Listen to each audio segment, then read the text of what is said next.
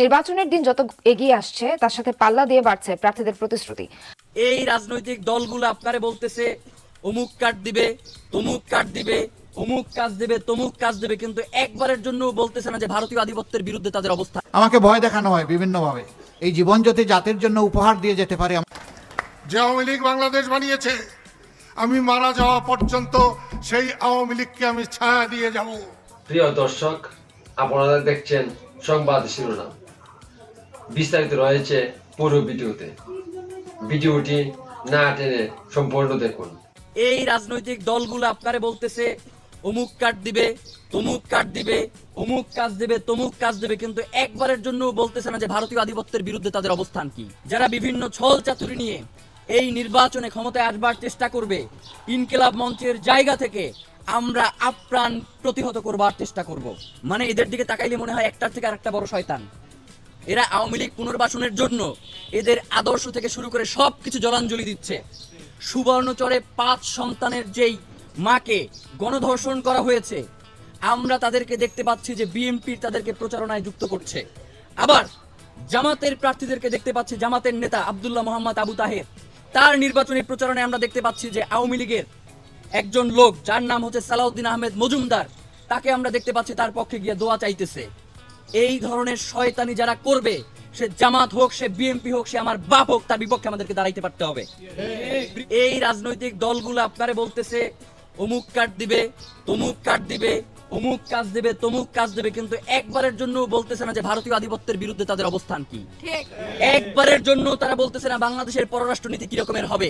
আগের সেই স্বামী স্ত্রীর পররাষ্ট্রনীতি হবে, নাকি একটি প্রতিবেশী রাষ্ট্রের সাথে যেই ধরনের পররাষ্ট্রনীতি অন্যান্য দেশ পালন করে সেই ধরনের প্রতিবেশী রাষ্ট্রের সাথে আমরা পররাষ্ট্রনীতি বাস্তবায়ন করব।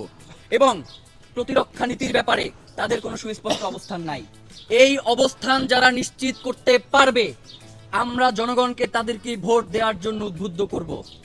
যারা এইখানে অস্পষ্ট থাকবে, যারা বিভিন্ন ছল চাতুরি নিয়ে এই নির্বাচনে ক্ষমতায় আসবার চেষ্টা করবে, ইনকিলাব মঞ্চের জায়গা থেকে আমরা আপ্রাণ প্রতিহত করবার চেষ্টা করব। শহীদ ওসমান হাদি ঢাকা 8 আসনের অত্যন্ত গুরুত্বপূর্ণ একজন প্রার্থী ছিলেন, তাকে খুন করা হচ্ছে। ইসি বলছে এটি একটি বিচ্ছিন্ন ঘটনা, কিন্তু রাজনৈতিক দলগুলো এখন পর্যন্ত এর ব্যাপারে কোনো সুস্পষ্ট কোনো কথা আপনাদেরকে বলেছে যে এই ইসির অধীনে কিভাবে নির্বাচন সুষ্ঠুভাবে সম্পন্ন হবে, যে ইসি আমার নিরাপত্তাও তো নিশ্চিত করতে সমর্থ নয়। এই ব্যাপারে আপনাদেরকে কিছু বলেছে? বলে নাই। আমরা আপনাদেরকে বলি, এই নির্বাচনে যদি কোনো সুষ্ঠু নির্বাচন না হয়, আমরা জনগণ যদি সুষ্ঠুভাবে ভোট দিতে সমর্থ না হই, তাহলে এই নির্বাচনে যেই দলগুলো অংশগ্রহণ করছে তাদেরকে এর দায় নিতে হবে।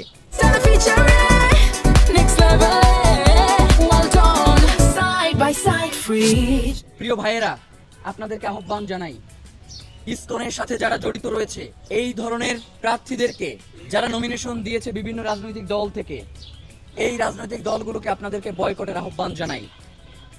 ওসমান হাদির ব্যাপারে রাজনৈতিক দলগুলো যদি তার বিচারের ব্যাপারে সুষ্ঠু অবস্থান, তাদের স্পষ্ট অবস্থান ব্যক্ত না করে, প্রয়োজনে আমরা তাদের বিরুদ্ধে গিয়ে প্রত্যেকটা আসনে আসনে আমাদের ভাই বোনেরা ভাগ। আমাকে ভয় দেখানো হয় বিভিন্নভাবে। এই জীবন যদি জাতির জন্য উপহার দিয়ে যেতে পারে, আমার জীবন সার্থক। আমাকে ভয় দেখায় লাভ নাই ভাই।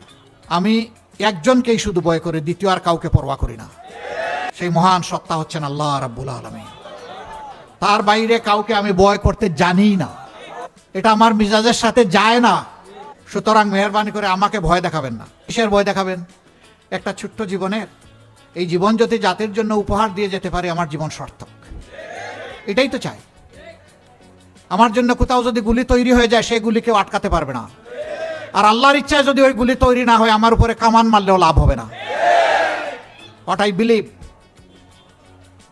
আমি 1 সেকেন্ড আগে দুনিয়া ছাড়বো না, আল্লাহ যেটা নির্ধারণ করে রেখেছেন। আর আল্লাহর নির্ধারিত সময়ের 1 সেকেন্ড পরে থাকতেও পারবো না। সুতরাং ওই ভয় আমাকে ভাই দেখাবেন না, এদেরকেও দেখাবেন না। আমরা সবাই এক আল্লাহকে ভয় করি। ইনশাআল্লাহ তাআলা আজিম সেই আল্লাহ তাআলার ভয়ের ভিত্তিতে মানুষের প্রতি সম্মান আর ভালোবাসা দেখে ভালোবাসার বাংলাদেশ আমরা গড়ব ইনশাআল্লাহ। একজন মা, একজন বোন, তিনি তার মতো তার পছন্দের পোশাক পরে রাস্তায় এসেছেন, একটু খোলামেলা। সাংবাদিক এক বন্ধু প্রশ্ন করেছে, আপনি আগামীর বাংলাদেশ কার হাতে দেখতে চান? তিনি বলেছেন জামাত। সাংবাদিক বন্ধু বলেছে জামাত আসলে তো আপনি এই কাপড় পরতে পারবেন না, বলে যে পরবো না, আপনার পোশাক বদলাতে হবে। বদলাবো, আমি তো রাস্তায় নামলে ভয় পাই, জামাত আসলে আমার ভয় পেতে হবে না। জিজ্ঞেস করেছে কেন আপনি জামাতকে চান, বলে যে জামাত আসলেই দেশ ঠিক হবে। গরম বাতে বিলাই বেজার, তাই না?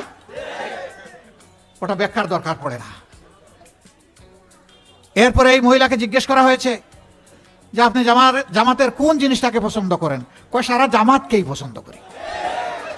এটাই তো মাথা গরম করে দিছে। বাইরে ভাই এখন তো মাঘ মাস, মাঘ মাসেই যদি মাথা গরম হয়ে যায়, চৈত্র মাসে কি হবে? একটু ঠান্ডা রাখো, জনগণকে জনগণের রায়টা তাদের পছন্দ মতো দিতে দাও। জোর করে, সন্ত্রাস করে, গুন্ডামি করে, ভোট কেন্দ্র দখল করে জনগণের ভোট নিজের পকেটে ঢুকাবা, সেদিন শেষ। 54,000 বর্গমাইল, 18 কোটি মানুষ, 12.5 কোটি ভোটার, বিশেষ করে 4.5 কোটি তরুণ ভোটার, 4.5 কোটি মা ভোটার আগামীর সিদ্ধান্ত নেবে ইনশাল্লাহ। বললেন আমরা গেলাম কই, এতগুলো পুরুষ মানুষ, আমাদের কোনো জায়গা নেই? অবশ্যই জায়গা আছে, সবাই মায়ের সন্তান আমরা। কেউ বাপের পেট থেকে আসি নাই, কেউ বাপের দুধ খাই নাই, কেউ বাপের বুকে নিজের বিছানা খুঁজে পাই নাই, সবাই মায়ের বুকে বড় হয়েছি। এই মাদেরকে মাথায় তুলে রাখবো ইনশাআল্লাহ। মাদের অধিকার, সম্মান, গড়ে চলাচলে, কর্মস্থলে, পেশাগত দায়িত্ব পালনের সব জায়গায় ইনশাআল্লাহ আমাদের সর্বোচ্চটা দিয়ে আমরা নিশ্চিত করব। এই ব্যাপারে কোনো কম্প্রোমাইজ নাই। আর যুবকদেরকে বলে দিচ্ছি, তৈরি হয়ে যাও, হাত মজবুত করো। ইনশাল্লাহ এই বাংলাদেশ তোমাদেরকে গড়তেই হবে। এই বাংলাদেশকে আর কাউকে ভাঙাচোরা করতে দেব না ইনশাল্লাহ। আগামীর ইনসাফের বাংলাদেশ, ফেসিবাদ মুক্ত বাংলাদেশ, অন্য দেশের দাসত্ব মুক্ত বাংলাদেশ, মানবিক বাংলাদেশ করার জন্য আজকে বাংলা জেগে উঠেছে। আর সকল জায়গায় আলহামদুলিল্লাহ জনস্রোত শুরু হয়েছে। এই স্রোত ইনশাল্লাহ মুক্তির মঞ্জিলে গিয়ে থামবে। ওই 12 তারিখ পর্যন্ত না, এই দেশ থেকে সমস্ত আবর্জনা মুক্তি করে আমাদের শিশুদের মানবিক বাংলাদেশ, মা বোনদের মানবিক বাংলাদেশ, তরুণ তরুণী যুবক যুবতীদের মানবিক বাংলাদেশ, সেই বাংলাদেশ গড়া পর্যন্ত এই মিছিল থামবে না। এই মিছিল চলবে। আমি মরবো না বাঁচবো, এটা আল্লাহর ফয়সালা, কিন্তু মিছিল থামবে না ইনশাল্লাহ। সবাই এক আল্লাহকে ভয় করি ইনশাআল্লাহ তাআলা আজিম। সেই আল্লাহ তাআলার ভয়ের ভিত্তিতে মানুষের প্রতি সম্মান আর ভালোবাসা দেখে ভালোবাসার বাংলাদেশ আমরা গড়বো ইনশাআল্লাহ।